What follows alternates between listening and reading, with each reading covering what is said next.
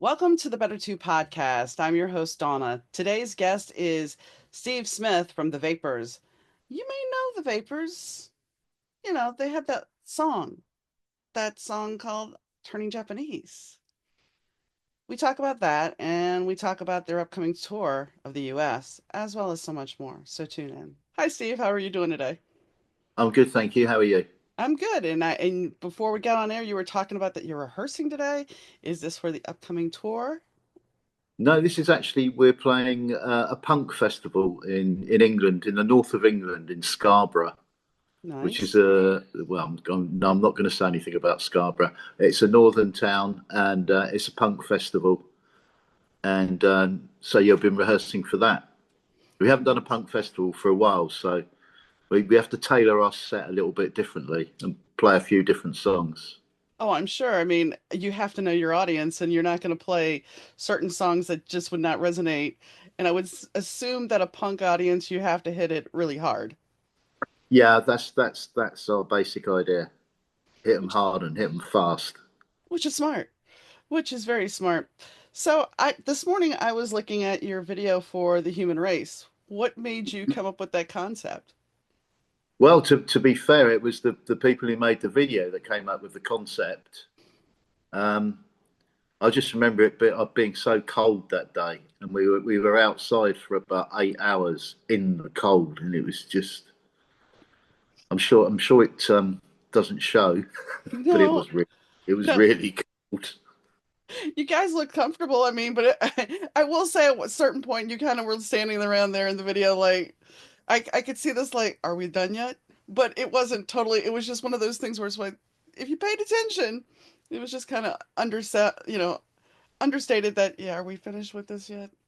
But Yeah, it was like about 15 minutes of doing stuff and about 8 hours of just standing around.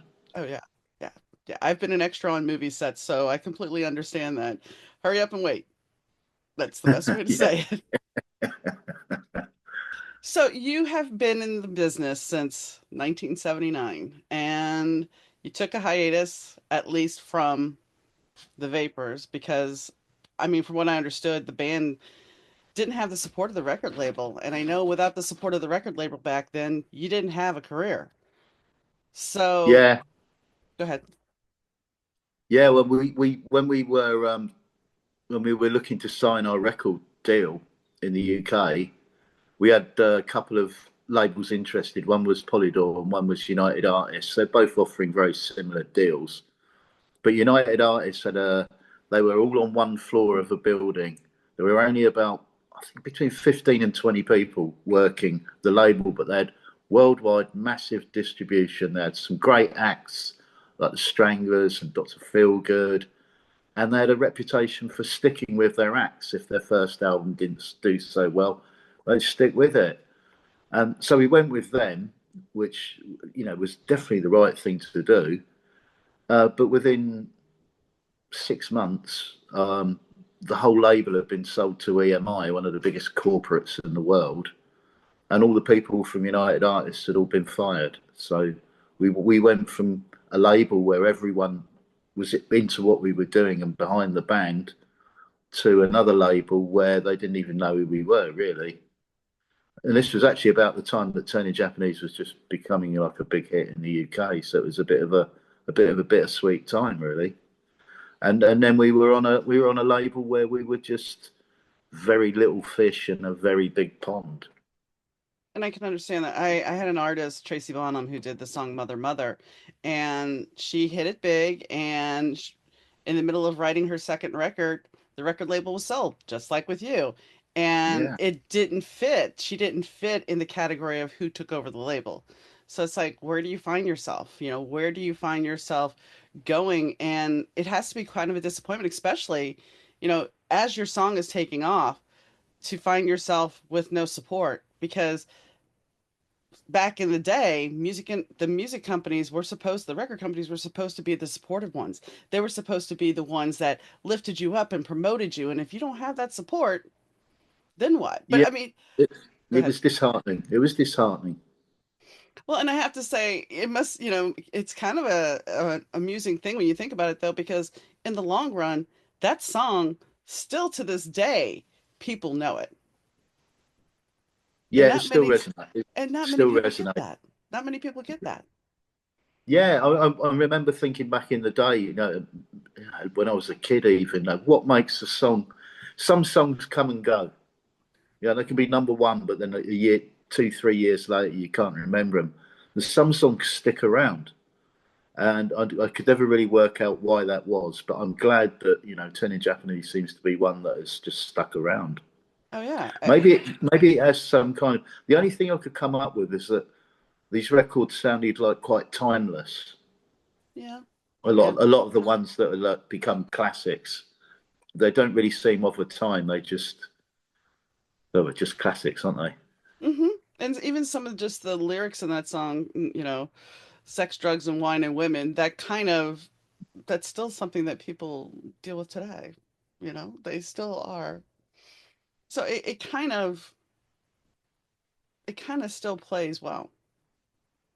Yeah, it takes people back to a time, Hmm. and probably a time when they were in their late teens or early 20s, and that song was kind of everywhere for a summer, wasn't it? It Oh yeah. was, and it just takes people back. It's nostalgia. It's a very powerful thing.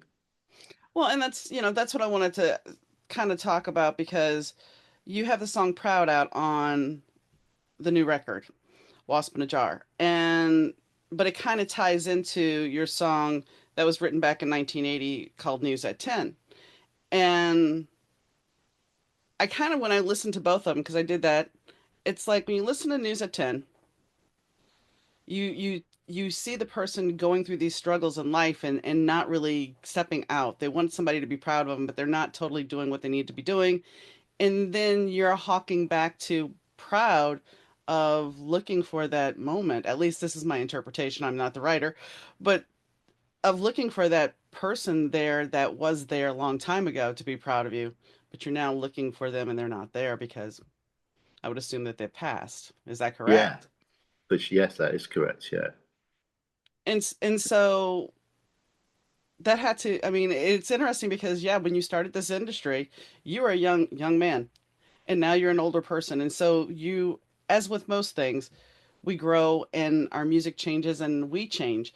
So was this part of these lyrics part of a personal experience of searching for those people that wanted to be supportive but they weren't, and now you want to look back and go, so are you proud of me?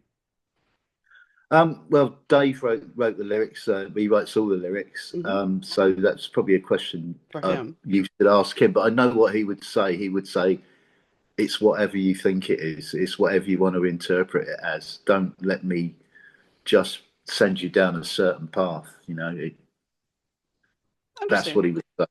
That's what I he would just say. Sure.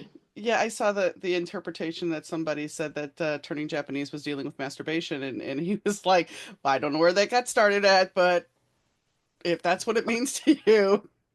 I know exactly where they got started. It was the very first time we went to America. We went to America, which was I think in September 1980. And one of the very first interviews we did, the journalist said, "So, turning Japanese, that's English slang for masturbation." And we all looked at each other, and I said to him, "I can honestly say I have never ever heard it used in that context ever before." And that's true. I'd never heard the phrase turning Japanese until I heard the song Turning Japanese. And it's just this mad thing that was cooked up in America, I think. Well, I was talking to Lamal because he redid Horse with No Name, and when I was doing my research because I grew up listening to that song, and I read that it was banned in places in America, and I'm like, why? Well, apparently horse was slang for heroin. Oh, right. Yeah. Of course, I was too young at the time to even know to that, but I'm like, what? So yeah, but it wasn't That's banned weird. anywhere else. Yeah, that is weird. What about crazy horses? Exactly. I mean, songs sometimes don't age well, and we've known this, but that a horse, yeah, I didn't get it. I still Now, that is bizarre. It's not a drug song, is it? It's a horse no. song. Well, actually, if you really read the lyrics, It could be Oh, considered a okay. drug song. Oh, okay.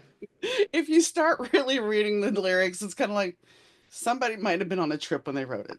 It's Oh, possible. It's okay. possible. But anyway, so when we talk about, there's another song I wanted to actually talk about, which was Jimmy Jones. And the reason why I wanted to bring that up is because it's about Jim Jones and the cult. And I know here in the States, we find ourselves with a cult leader. No names mentioned.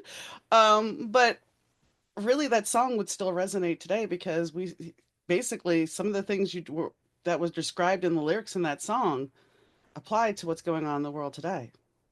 We're looking for people to fix things that they're not going to. They're just Yeah, going to lie and make yeah, money. yeah, yes, and ultimately it all ends badly. Hmm. But nobody sees that.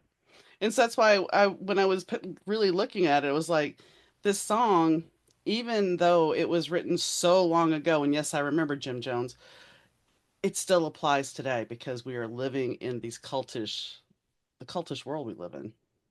Yeah, yeah, in all fields, in cinema, in music, it's very cultish. Well, and when I was talking to Ray I guess about a month ago, he and I were talking about the fact that you used to have fandom. You used to have like the Beatles fandom, all the fandoms for music groups, and we don't have fandom anymore. It's different. It's not the same as it used to be because nobody, you hit, we'll say Turning Japanese came out today. You hit big, and then like 6 weeks later, everybody's like, so what happened to them? There's no staying power now, where before you had that staying power. So I guess my question to you is, for being in the industry so long, how have you managed? Because I know you kind of have stuck with music, either being a sound engineer or in other Yeah, bands. yeah. How you've seen the changes. How have you managed to say, okay, I'm going to stick with this no matter what? I think just because I'm continuing to make music that I really enjoy listening to myself, Okay. and new music that I enjoy listening to myself, and that's what kept me going all the time was the belief in the music. And that's the thing. And I've talked to a couple of people about this. If you know where your passion lies, then no matter what you're doing, as long as you're doing it, then you're happy. Yeah, I mean, obviously it'd be nice to make a little bit more money, Yeah.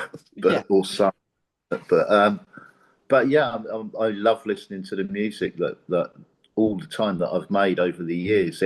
For me, it has to really excite me. Otherwise, how is it going to excite anyone else? Do you still get excited playing Turning Japanese?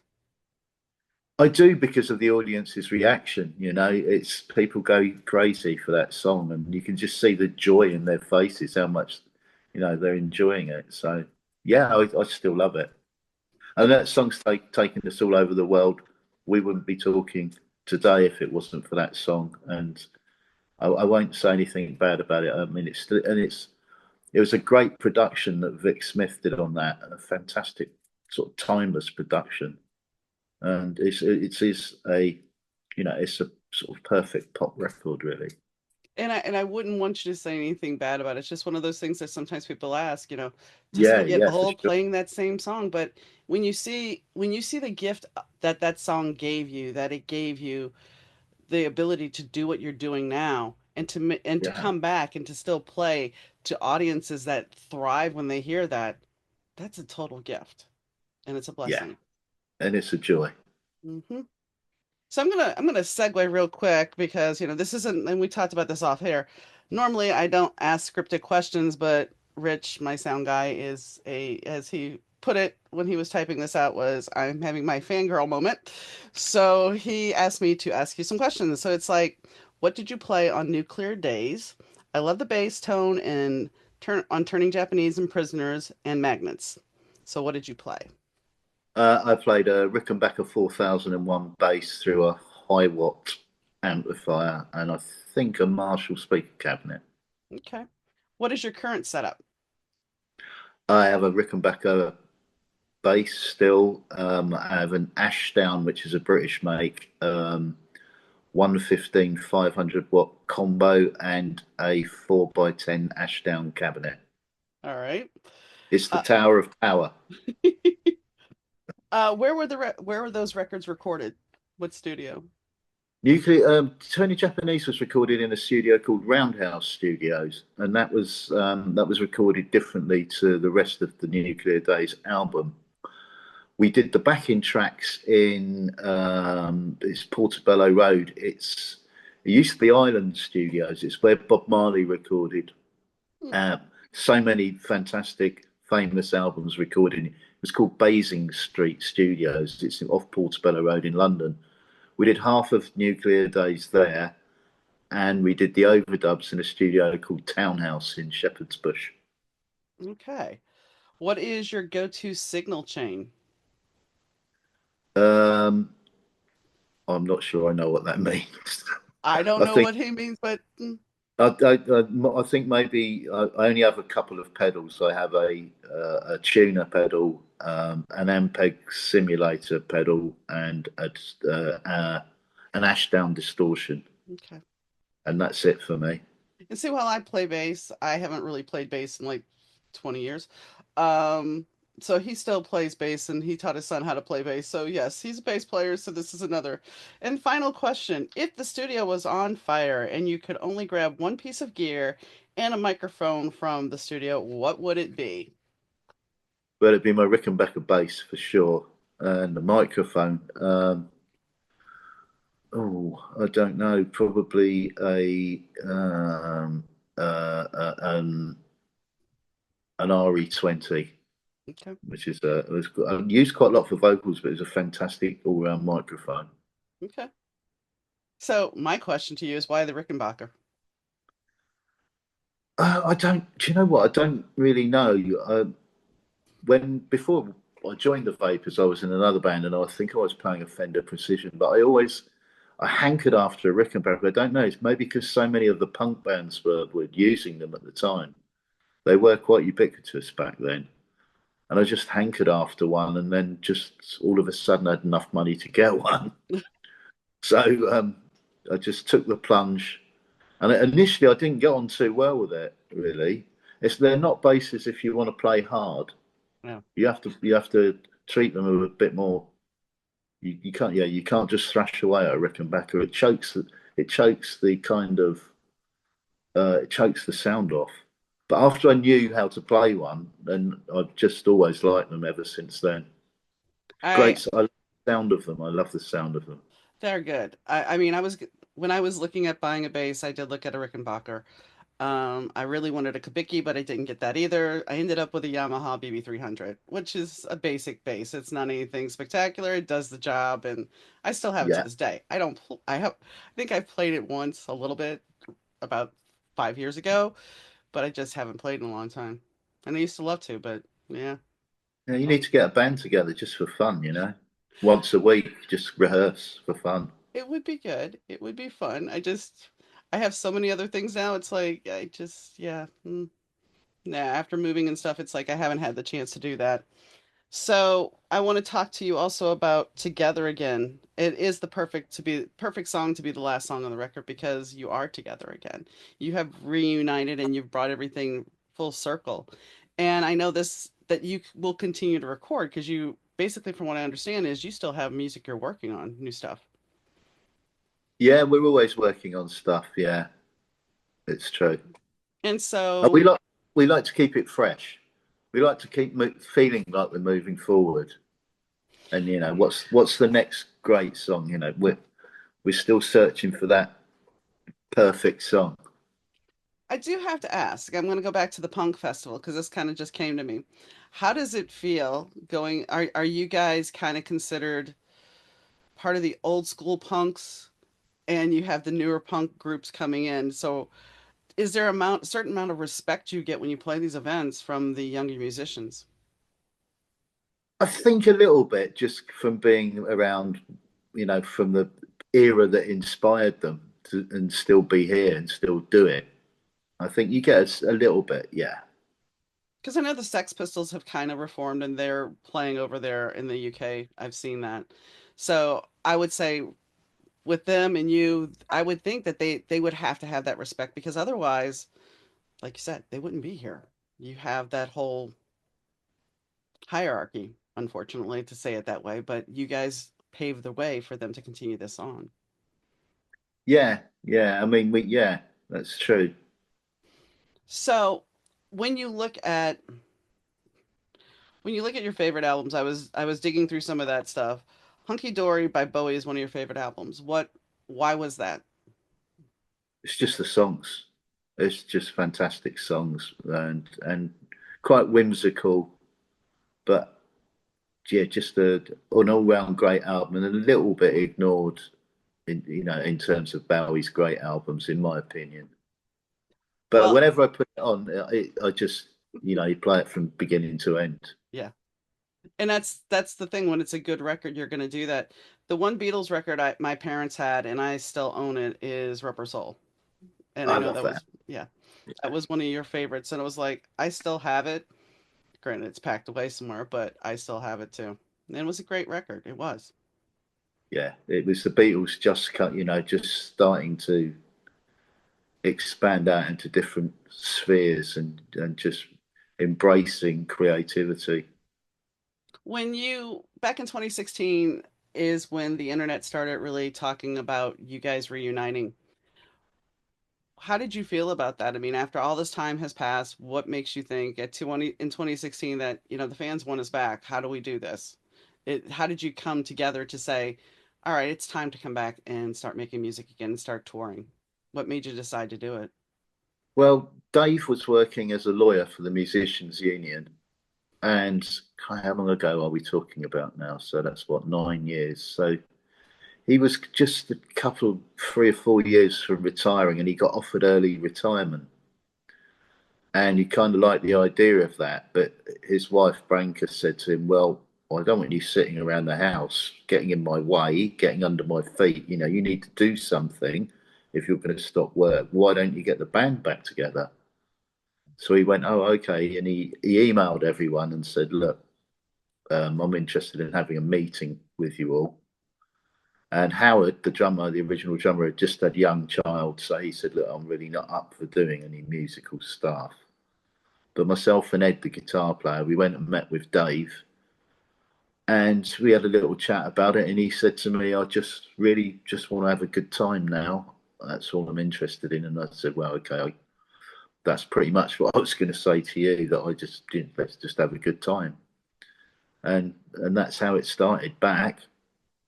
And then I was doing a charity gig with, I play in a sort of punk new wave covers band called the Shakespeareos, which I've been doing for about 15 years now.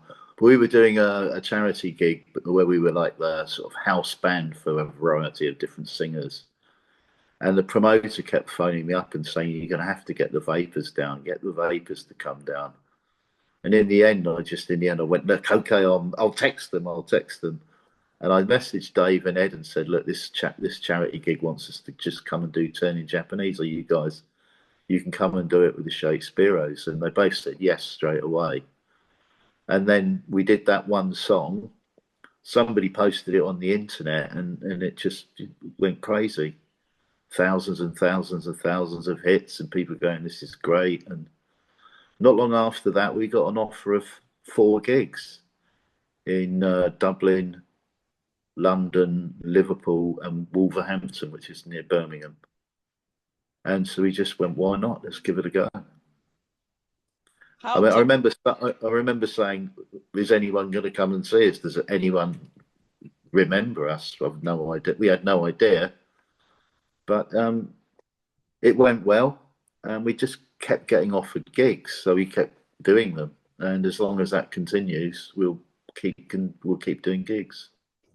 is there a lot less pressure now on you to do it? I mean, you said you want to do it just for fun. I'm sure as a younger guy, when you were forming the band, it was all about getting that record deal, getting everything in place to have that hit record. And now you're saying you want to play for fun. Did this mindset come from being in the industry for so long or just being of a certain age that you've gotten to the point where it's like you understand the trappings that of what the potential the trappings of fame and everything, and you understand the peace of just doing what you love. Yeah, I think it's more just to do with life experience and just knowing what what do I want to get from this, and I just want to get enjoyment, whether that's from the music or from the gigs, or but just try and enjoy all of it because you never know when it's going to stop. Yeah. And I mean, to it for somebody like I can imagine what it was like seeing that video kind of get sent around and people recognizing the song, and here you thought nobody would remember you, but yet everybody does. Yeah, that was a shock to me. But particularly in America, although the song in terms of chart position did much better in the UK and Australia, it seemed to have permeated the consciousness of America and sort of became part of America in 1980, which I'm eternally grateful for. Which is funny because I mean, yeah, I'll age myself. I was in seventh grade, so about 11 or 12 when the song came out. And I remember it more from me being in high school. So 15, 16 years old, which would be 3, 4 years later. I remember it Right. more then than when I was little.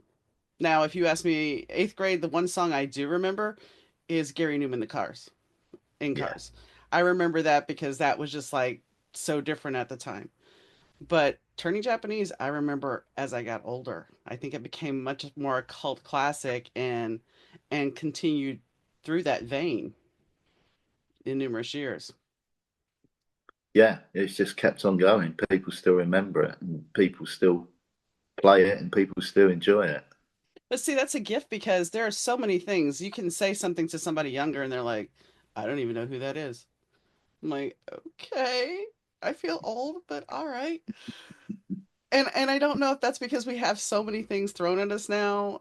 And I've talked when I was talking to Lamont, we were talking about the fact that sometimes people will take the cover song and they're like, "Oh yeah, this is a great song. It's the best song I've ever heard." And you're like, "It's not the original song. There's somebody else who did it." And then you have to explain it to them. But I think for you, I mean, you're in a cover band too, so you know what those classic songs are too. You were in that cover band, you know what the classic songs are, you know what's going to get people out on the dance floor and what still stood the test of time. Yeah, it's hard picking the right songs to do, but yeah, when you get them, you just know every time you play them, everyone goes nuts. And I mean, there's still some songs that are just like I mean, I can think of songs in the 80s that nobody would remember, but yet there's certain songs, like Turning Japanese, 99 Red Balloons, those songs that were dancey that you remember that could pull you out on the dance floor. And I think that also My has Sh- something to do with it. What? my Sharona, my Yes, Sharona. yes, yes, yes. Angel is a centerfold. I mean, Yeah, there's a lot that you could but then there's like Eddie Murphy's Party All the Time. You know, something that was just flash because Eddie Murphy did it and that was it. But at the time, MTV had that bad boy on rotation, and it was just kind of like, okay. Bruce Willis had songs. Nobody really remembers those anymore. no one So, wants to remember. yeah, exactly. I mean, but that's the thing. It's like music is weird because, especially back then, it was packaged for you. You had to have the video, you had to have everything packaged for you and then presented. And that was either going to make your career or it was going to break your career. And now I think music, because now you can release it yourself. You don't have to have the record label supporting you. And do you think that's a good thing, or do you think that's kind of one of those things where it's like, No, I think the democratization of music is a good thing, and it's great that you can buy a computer for a few £100 and a program, and then make really high quality in terms of the quality of sound music, and put it out and get it out to so people on the other side of the world can listen to your music. I think that's fantastic, but don't expect to make any money from it. no, no. I mean, that's the downside. It's like you have there's no longer the gatekeeper that says this is a hit, you can't release this song, it's trash, even though it may be something you love. And it's the same thing in the writing world. You can release a book, but you know what? You may not make anything from it So you have to do it because it is your passion. You have to, yeah, and hopefully you get something that, like I say, I love listening to our album. To me, I really enjoy the music, so And that's you're, kind of in a way. what were you saying? That's kind of enough in a way. Yes, yes, it is. I didn't mean to talk over you.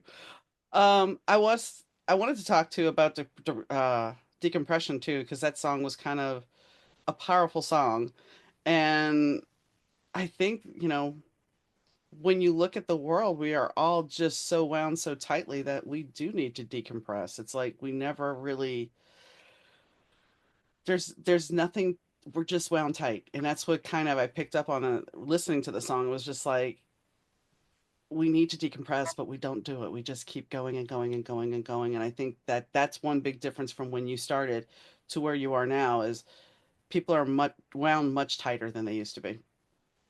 Yeah, people used to be a lot more relaxed, but there's so much stuff going on all the time now, and it's everywhere on the internet that it's just relentless, isn't it?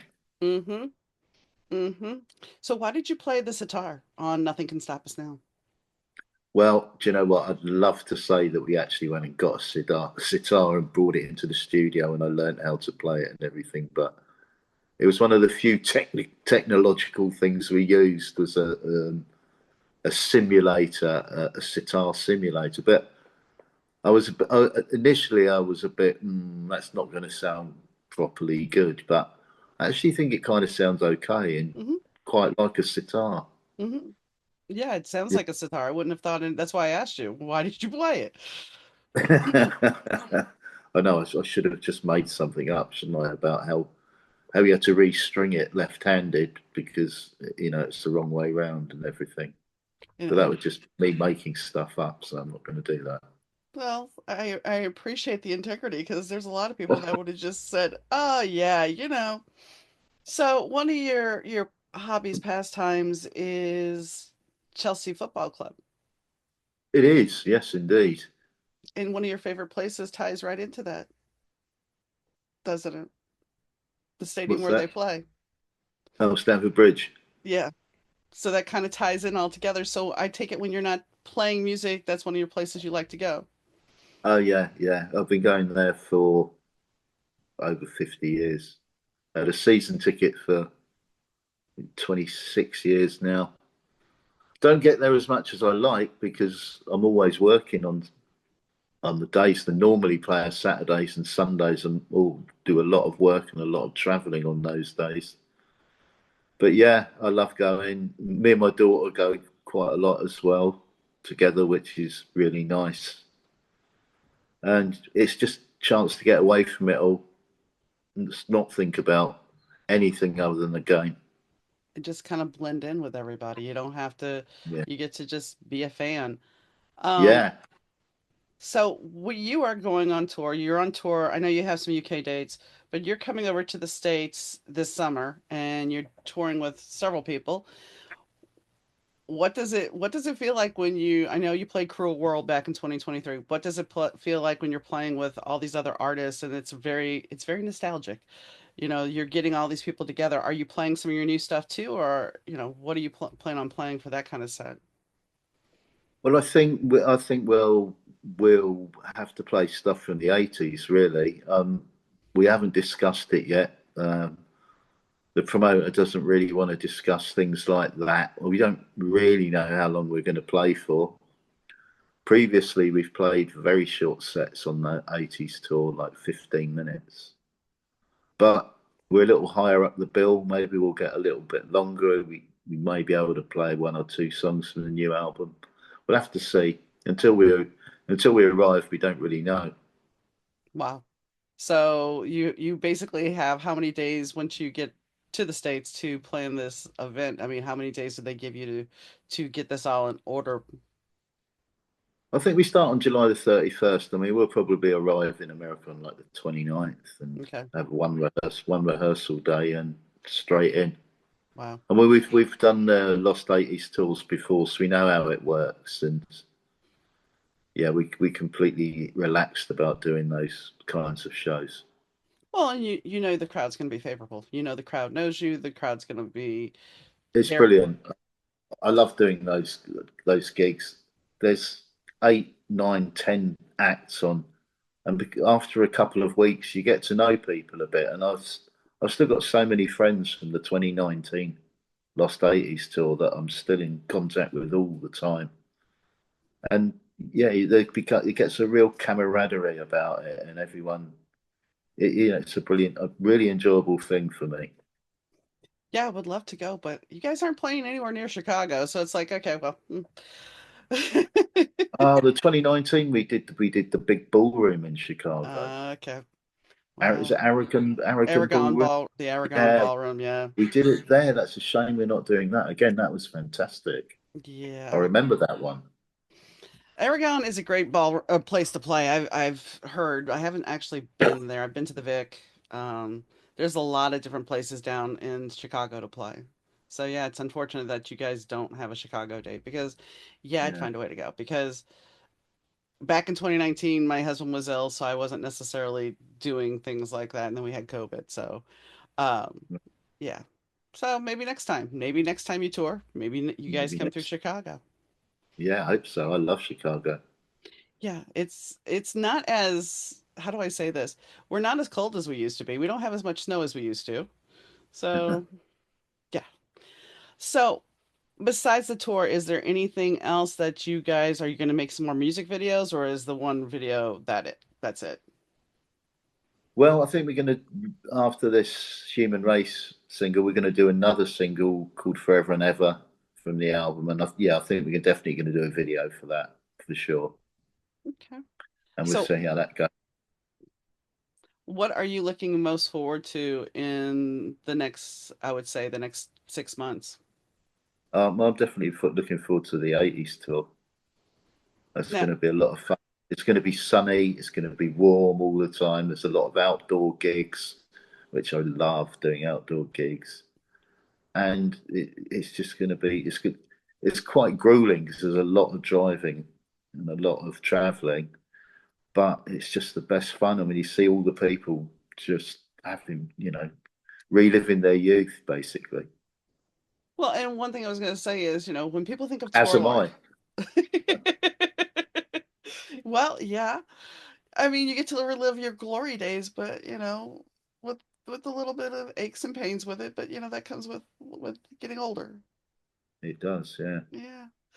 When people think of touring, so are you guys on a bus? Are you guys doing a van? Are you guys flying places? What do you do? I know you got to fly over here, that I get, but I mean, I think generally we're going to have what they call a splitter bus, where you have aircraft, maybe 9 aircraft seats and a table, and electricity and lights and TV, and not nothing too big, but comfortable. It's important that people can sleep while we're traveling because there's a lot of traveling. yeah, Rich, my sound guy, has advised about being on those tour buses and how, it's kind of like being in a coffin. The bunks are because they're so small and tiny and Yeah, we're not sleeping. We're not going not a sleeper bus. No, okay. these are quite smallish vans, really, but Okay. they're kitted out. So there's a little equipment space in the back, and then there's a middle bit which is kind of like a living room in a way, Hmm. with about 6 seats and electricity and lights and TV, and but we'd be sleeping in hotels. I don't know what sort of hotels, but Are you giving the giving the way our country is over here? Are you leery about coming over at all? um, there's we've been warned about maybe not getting in. Okay. There's the government is saying that it's increased much super increased immigration stuff going on. So I'm just fingers crossed that hey, we're friendly. We just want to come and play some music. Yeah, a little bit nervous about that. Yeah. And I sit here being in this country going, what the hell is going on? Because this is not what I voted for. But anyway, I don't want to get political, but that's it. I just look at it and go, I can't believe we are here. And I can't believe that our allies, they're trying to make enemies and that you have to go through such restrictions to come over here. It's ridiculous, but hopefully you guys won't have any problems. Yeah, I mean, we do everything by the book, so hopefully everything will be fine. I don't think we're particularly the sort of people that will be targeted. I think there No, would be. no, I think if we've got all our visa work permits in order and everything, we've got our return flights and everything. This would be on my eighth visit to the United States doing music. I mean, I've been quite a few more times than that. It'd be my eighth visit with the Vapors, so that's quite a lot. It's been all right up till now, so fingers crossed. fingers crossed for sure. And I didn't mean to go that way, but it's just one of those things where it's like now it's a reality coming over here, and yeah, I would never have thought that in a million years. But yeah, Yeah, here we are. yep. So, is there anything that we have not talked about that you would like to talk about or add? No, I think we've pretty much covered everything, really. Well, I wish you much success with the record, with your punk date, Thank you. your punk festival date, and of course with the tour. Thank you so much. It's been great chatting with you. It's been great chatting with you. So I know we got a little technical in this interview, and well, like I said, my sound guy, he's a bass player, and he had some sound questions, and Steve is a sound engineer as well. So I wanted to handle that. So sorry, folks, if it got a little bit tedious for you. But I think the Vapors, when you look at Steve, he's been in this music industry, like I said, since 1979. So he has been in through this in the long haul. Maybe not in the Vapors, but life has taught him a lot. And it's funny because if you look at his bio, one of the things he says about school is School of Hard Knocks. And when you look at the fact that, yeah, they had that career, they had that hit single, and suddenly the record company's gone, and now you have to figure out what you're doing, and the company that was supportive of you is not there anymore. So we've all been in situations, maybe not the record company, but we've all had a situation, whether it be a friend, a spouse, whatever, where you think you have that support, and in that moment, that support's gone. And so you have to figure out things, and maybe things end, and you don't know how all the, how to handle all this. Fortunately, he decided that his passion was music, and he was going to continue to make music in some form or fashion. And that's the one thing that I know in several episodes we've talked about, the fact that you have to keep going and you have to make things happen for you. You have to allow yourself to create the music you need when you need it, create the projects you want, create the art you want, and mainly create the life you want. Life has to be fulfilling. You have to decompress. You have to find a way to get rid of the stress. And as much as I love my cell phone, the more I'm doing research and everything, it does change us. It gets us that dopamine hit. It changes. It gets you agitated about something in the news. And granted, yes, it's great to have all that instantaneous news, but at a certain point, it's a distraction, and you're not functioning the way you used to. And so when you look at your phone and it kicks you the weekly thing of how much time have you used your phone, you have to really stop and look at that and go, am I real? Yes, I'm attached to the internet. And yes, I'm attached to the outside world, but am I really living life? Or is my life convicted stopped with this phone? You can't go to a tour, you can't go to a concert and not see somebody holding up a phone to video it, you know. And granted, that's great. It's great because then they have that memory. But do you really have the memory, or because while you were living that memory, you're videoing it? And will you ever look at that video again? That's the quintessential question. But I am digressing. And I think that we need to start really paying attention to what we're passionate about. And that's the one thing, while the Vapors have reunited, and he was surprised that they were coming back around and that they had made such an impression, that that one song made the impression and could carry on. When you're passionate about something, it shows. And you have to remember that. Try to be passionate, try to be creative, and try to manifest and make that life that you want. Because everything we go through in every moment of the day can change at any minute. Everything can seem perfect and fall apart, but everything can be perfect and stay together for quite a while. It's up to you to see it as it is and to believe and to trust. And when you do, things become a lot easier. When you trust in the process and you trust that you've got this. And even if you're doing something, if you have a really bad job and you get to do something on the side that you actually love, you'll see how things change and how things shift. I was talking to somebody recently and I thought about how my friends always told me when you talk about your writing, you're passionate about it. That's true. It is because it's something I love doing. When I talk about bass playing, as much as I love playing the bass, it's not something that is a passion of mine. It's something I like doing on occasion, or used to, and it was more of a passion back then, but it was never a burning passion. When I talked about writing, that was it. So, what are you passionate about? Ask yourself that. Ask yourself if you're doing something that makes you happy. Because think about what he said. When they got the band back together, it was because they just wanted to have fun. It wasn't all the pressure of becoming this big rock star. It was just to have fun. And isn't life better when you're having fun? So, on that note, I'd like to thank Rich Zai from Third Ear Audio, Productions for doing the sound. I'd like to thank Fast Susie for providing the intro and outro music. And I'd like to thank Steve for coming on the show. And most importantly, I'd like to thank you guys for tuning in. So, whether you're listening morning, noon, or night, I wish you'd have a great day. And I'll catch you next time, guys. Bye.